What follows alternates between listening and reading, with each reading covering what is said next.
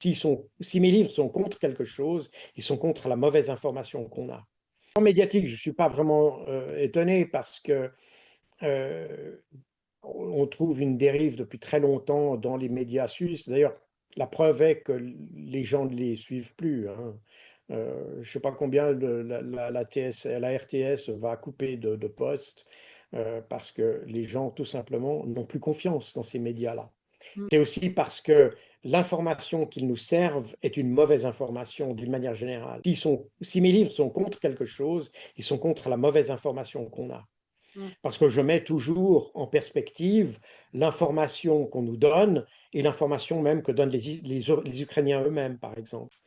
Eh bien, à la télévision suisse romande, on a raconté que des drones russes venant d'Ukraine avaient explosé en Pologne.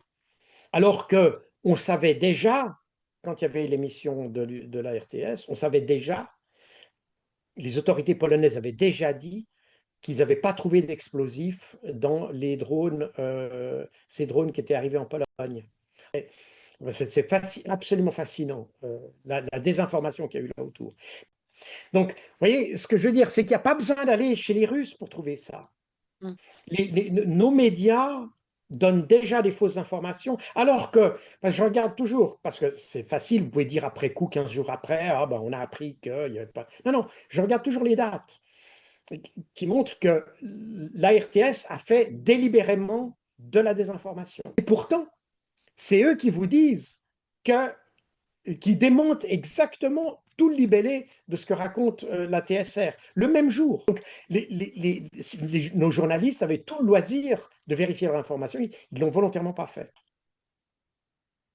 Donc, on est avec des médias qui font la propagande en faveur de la guerre en réalité.